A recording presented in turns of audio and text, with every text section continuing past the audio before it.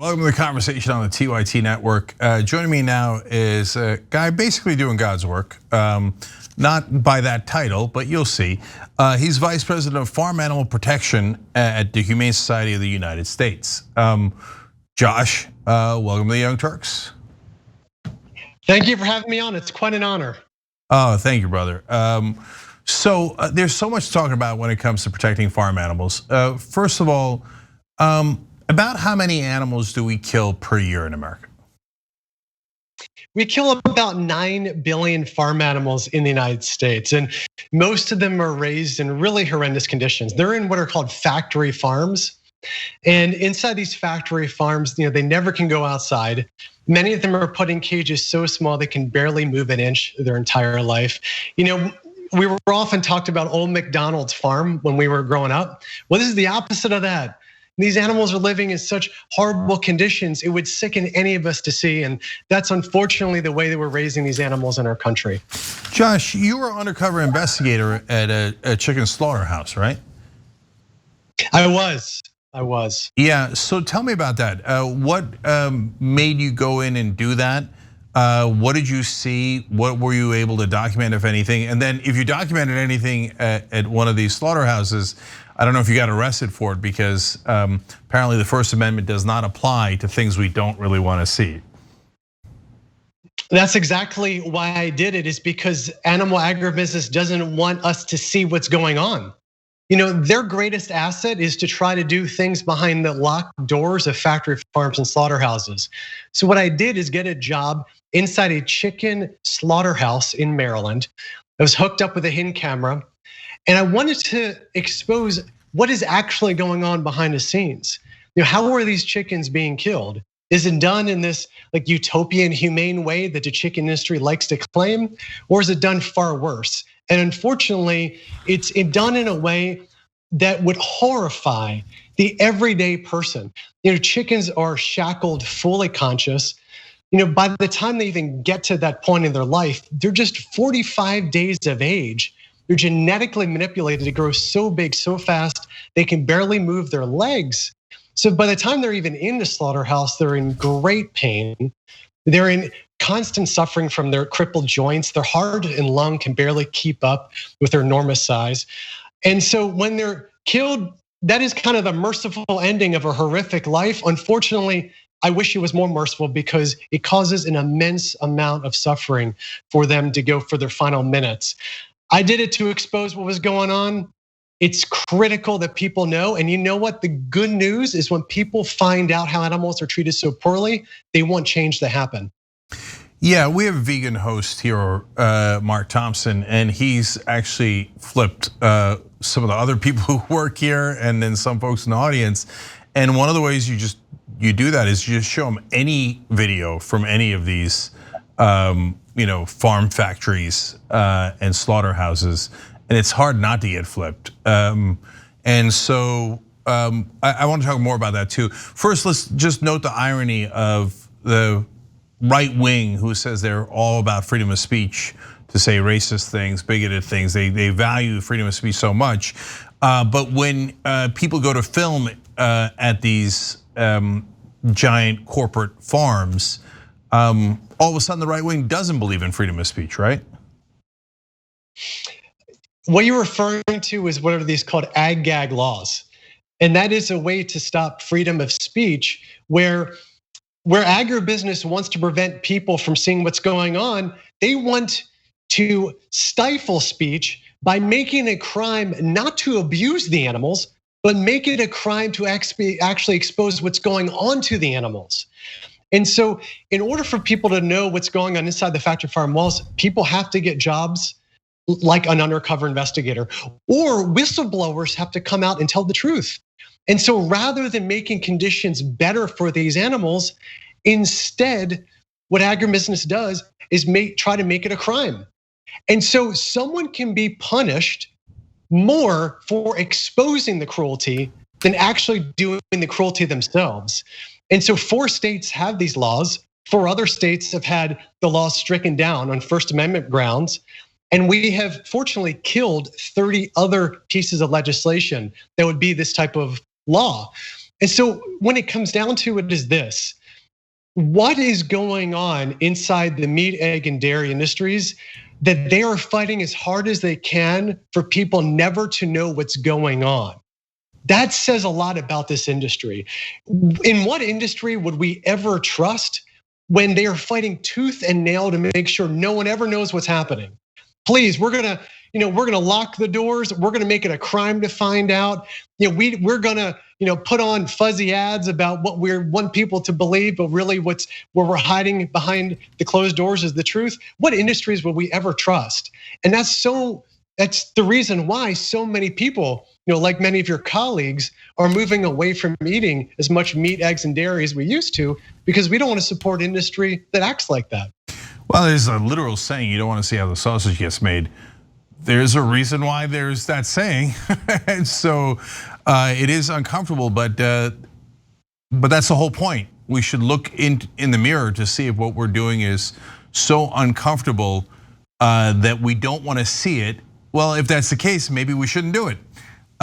So now, speaking of which, it sounds like there's a weird irony here that some of the laws that apply to some animals, like pets, cats and dogs, if you applied it to this agribusiness, would basically shut the whole thing down. Is there that kind of disparity? You're certainly right. There's a paradox. The paradox is that we love our dogs and cats as if they are family members, while simultaneously animals like chickens and pigs and cows, who have the same capacity to suffer, the same capacity to feel pain, the same want and need to have a good life, are rendered virtually protectionless under our laws. And what's the reason behind it? The reason behind it is, as you said, is that if we apply the laws to dogs and cats, animal agribusiness would be committing a crime in every state in our nation. We cannot confine a dog in a cage so small she can't turn around for an entire 4-year life. Yet this is the standard way a mother pig is raised within the pork industry. We cannot confine 8 pets, let's say cats, in a cage so small they can't even move for their entire life. And yet that's how chickens are raised in the egg industry. We couldn't imagine going to the vet. Here's a great example for you. Imagine going to the vet to get your dog spay or neutered. Of course, the vet will use pain relieving medication and the dog will come out in a better situation. Imagine if the vet's like, you know what? We're not gonna use any pain relief. We're just gonna go right in there and do all this surgical procedure, no pain relief whatsoever. We would get the heck out of there. We would contact law enforcement and say there's criminal activity going on involving criminal cruelty to animals. Yet that is exactly what happens when pigs are castrated across the country, where egg-laying chickens have parts of their beaks off, cut right off with in essence scissors. So what we do to farm animals would be a crime if done to our dogs and cats. And so fortunately though, most of us believe that all animals, including those raised for food, deserve at least some level of protection. And that's why we're passing as many laws as we are now, but we have a lot more to do. Yeah, so I saw this video a couple of years ago where somebody had left a dog in a car for a couple of minutes. It was in Beverly Hills, and they nearly killed a guy for leaving the dog in a big car for a couple of minutes. Meanwhile, we take all these other animals that are just as empathetic and have the same degree of intelligence as far as we can tell as dogs, and we stuff them in a tiny little cage for their whole lives and basically torture them until we kill them. And everybody's like, oh, that's fine. So it makes no sense at all. It's not even trying to make sense. So look, there's so much I want to get to, but one of the things I'm dying to ask you is, how do you know if something's actually cage free? I go to the store and they have like normal eggs, for whatever that means, like, or abnormal eggs in a sense. Then they have what they say is cage free eggs, and it's like 50 cents more. And now there's a new category of things that are like really cage free, and that's $3 more. Wait, so how can I tell? Oh, first of all, I appreciate they're looking. That's a good place to start. And how we can tell is this. If an egg carton does not say cage free or free range or pasture, those eggs came from chickens confined in small cages. Now, just to be clear, cage free, free range doesn't mean perfection. It doesn't mean a 100% life filled with just love and kindness and no suffering whatsoever. The chickens still are put in a barn with too many of them. Many times they don't have outdoor access, but it's dramatically better than being confined in a cage for your whole life. So that's how you look for it. But I just want to go back to your other point about, you seeing the dog in a hot van in the middle of summer. I'm thrilled with how most of us act. We think that's outrageous when that happens. But that's exactly what happens to chickens in every operation there is across the country. 99% of them are in these warehouses where they don't have relief from the type of conditions they're forced to live in. They're forced to stand in their own defecation. In fact, they're forced to stand in their own defecation of generations of chickens before as well. And that's the standard practice. And so going back to your smart comparison here, it's like, hey, imagine we went to a dog breeder and there were 10,000 dogs forced to stand in their own defecation, shoulder to shoulder their entire life. We would just completely be calling as much law enforcement officials to action as possible. Yet this is what happens to those chickens. Fortunately, we can do something about it though. It's not just doom and gloom. Every time we eat, we can make a difference. And the more that we can incorporate more plant-based foods into our diet, those are good steps in the right direction to help animals, better for our health. And of course, it's much better in addressing climate change too. Michael Vick went to prison. If we treated the people who run agribusiness like we treat Michael Vick, they'd all be in prison. So that's the current reality of the situation. Thank you, Josh. Before we let you go though, I want to ask you about Prop 12. What was that and what's happening with it now? So it was a year-long ballot measure campaign in California. We took on big animal agribusiness. It banned the confinement of egg-laying chickens, mother pigs, and calves raised for veal in tiny cages. And it banned the sale of eggs, pork, and veal from caged animals. At the end of the day, we won about 2/3 of the vote on election night 2018. We then went to Oregon, Washington, Michigan, and Colorado to pass very similar laws. This time through the state legislatures because they didn't want to have to deal with the ballot measure. And so already we have moved the egg industry from being low single digits cage free to nearly 30% of the egg industry is now cage free, affecting roughly 90 million animals who otherwise would be confined in cages. So we are moving in a good direction. Our country is moving in a good direction. This happens to be an issue that we can bring a lot of people together in all walks of life, but we just have to keep plugging along. I can't stop asking you questions. What happened at McDonald's? Were you guys able to move McDonald's into cage-free eggs? And if so, how? How did you put enough pressure on a multi-billion-dollar company to do that? Well, the shareholder tactics that we use often work on McDonald's. So we buy shares in companies.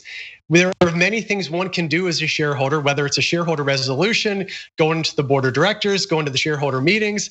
And so there's a lot of actions one can do.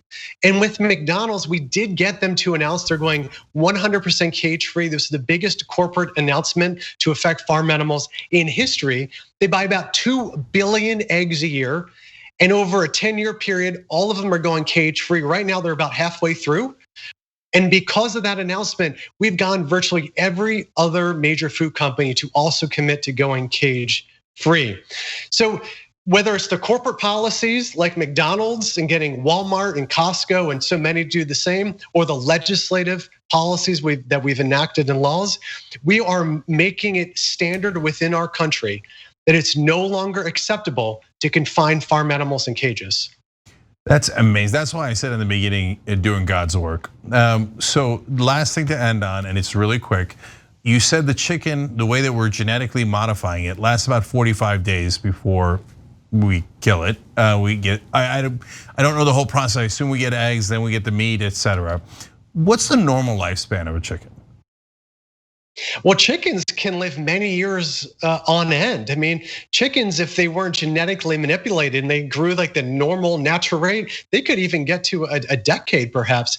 But chickens in the meat industry, is through this genetic manipulation that is just 45 days until they're slaughtered. So when we look at chicken meat, that chicken meat comes from baby chickens, all of it, baby chickens. Just think about that for a second. Look what we've done to these poor animals, that all chicken meat is coming from baby chicks.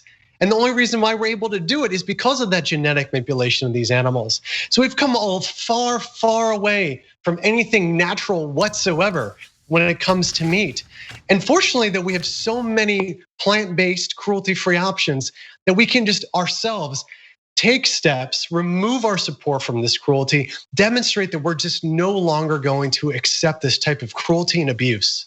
If any other life form did to us what we do to chickens, pigs, cows, we would think that they were the most horrific thing in the universe. That's just a fact. What we want to do about that is a different question, and that's what Josh has spent a lot of time in his career on. So thank you, appreciate it. Everybody check out the Humane Society of the United States, and Josh works as in the farm animal protection part of it. Thank you so much for joining us, Josh, really appreciate it. Thanks again for having me on. No problem. Like what you see? Click the subscribe button below, and don't forget to ring the bell to never miss another video from the Young Turks.